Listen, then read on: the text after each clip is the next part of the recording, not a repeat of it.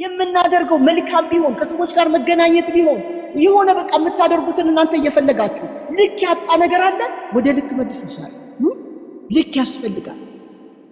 ምን ሆነ ሰለሞን? ያ ትልቅ እግዚአብሔር ሰው ሳተ ወገኖች፣ በምኞቱ ወደቀ። ምክንያቱም የሰው አይን አይጠግብም። በሚስት ላይ ሚስት ጨመረ። ዕቁባቶቹ ብዙ ነበሩ ወገኖቼ። አሳቱ የሰይጣን መንገድ፣ ሌላው ሐሳቡ የሰይጣን መንገድ ይሄ። ለዚህ ነው የመክብብ ጸሐፊ ምዕራፍ 1 ቁጥር 8 ላይ አይን ከማየት አይሞላም ይላል። አይገርም? ጆሮ ከመስማት አይሞላም፣ አይን ከማየት አይጠግብም። ስለዚህ ምንድነው እያለን ያለው ጌታ? ኮንትሮል አድርጊው እያለን፣ ኮንትሮል አድርጊው። አይንም ከማየት ሞልቶ ጆሮም ከመስማት ጠግቦ አያውቅም። ስለዚህ ምን አድርግ አንተ? ኮንትሮል አድርግ። ለዚህ ነው የእግዚአብሔር ሰው ሆይ ምን አድርግ? ነገርን በልክ አድርግ። የሰው ሀብቱ በበዛ ዝናው በበዛ ጊዜ አስቡት፣ በሚስት ላይ ሚስት ጨመረ። ደግሞ ምን ሆነ? እንግዶች የእስራኤል ሕዝብ ጠላቶችን መንገድ ላይ ያሳደዷቸው ወገኖች። የሰይጣን ሐሳብ ነው የሚያገባው። ዛሬ በኢየሱስ ጌታ ስም መንቃት ይሁንልን። ከሰለሞን ሕይወት የምንማረው ልኬት ያስፈልገናል። ልኬት የሚባል ነገር አለ በክርስትና ሕይወታችን፣ በኑሯችን፣ በአገልግሎታችን። ወገኖች አንተ ዝም ብለህ በቃ አገልጋይ ስለሆንክ በየቦታው መዞር የለብህም። ጌታ ኢየሱስ ትዝ ይላችኋል ሪፖርት ሲያቀርቡ፣ እናንተ ደግሞ ጥቂት እረፉ፣ ትንሽ ዘወር በሉሏቸው። አያችሁ፣ ልክ የሚባል ነገር አለ። ልክ የሚባል ሰይጣን በመባከንህም ውስጥ የሚያደርገው ነገር። ስለዚህ ሰለሞን እንዲህ አደረገ። ሌላው አንድ ምሳሌያችንን ልናገር እፈልጋለሁ።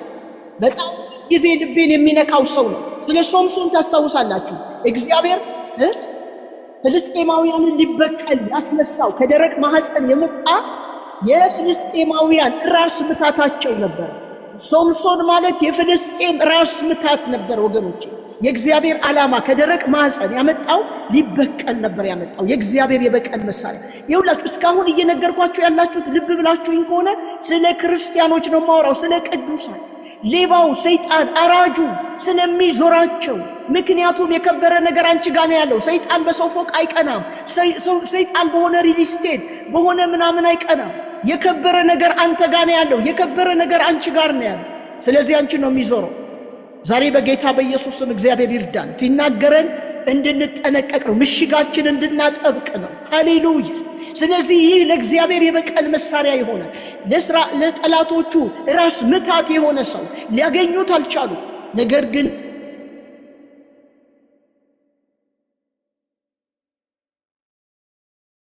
ቱን ያቅ ነበር። ልክ ይሁዳን በገንዘብ ፍቅር ቀስ እንዲህ ምላጭ ማንን በየትኛው ምላጭ እንደሚላጭ ያውቃል አለ። ዝም ብሎ በአንድ አይነት ምላጭ አይላጭም ሰዎችን። ይሁዳን በገንዘብ ነበረ ሔዋንን ሐሳቧን አጣሞ መብላት የማይገባትን የሞትን ፍሬ እንድትበላ ነው ያደረጋት። ሰለሞንን ደግሞ አማልክቶችን እንዲያመልክ ነው ያደረገው። አሁን ደግሞ ሶምሶን የሶምሶንን ይዞራል አይደል ያለን ጴጥሮስ? ይዞራል ነው ያለ። አንድ ቦታ ላይ ሶምሶንን አገኘ። ወደ ፍልስጤማውያን ሄጋ ስንመለከት ሶምሶን ወደ ተምና ሄደ ይላል።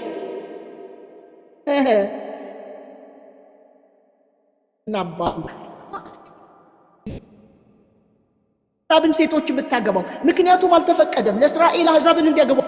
አላውቅም ግን መጽሐፍ ቅዱስ አይፈቅድም። ብርሃን ጨለማ እያለ ነው የሚናገረው ወገኖች። ስለዚህ ምን እያለ ነው?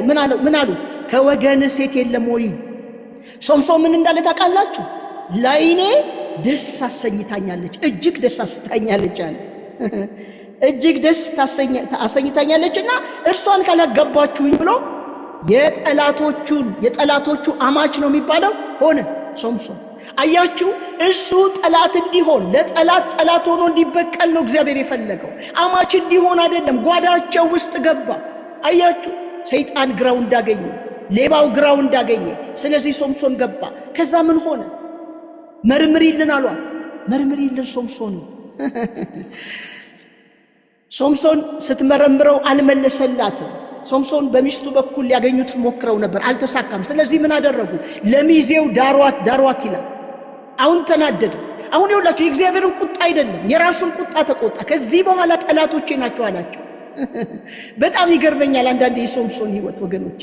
ለተጠራበት ዓላማ አይደለም ለአይኑ አምሮት ሲኖር የአይኑን አምሮት የሚከተል ሰው ነበር። ቅባት አለበት። ለዚህ ነው ጥንቃቄ የሚያስፈልገን። ቅባት አለበት፣ የከተማ በር የሚነቅል ቅባት፣ ጠላቶቹን በአንድ ባህያ መንጋጋ የሚጨርስ።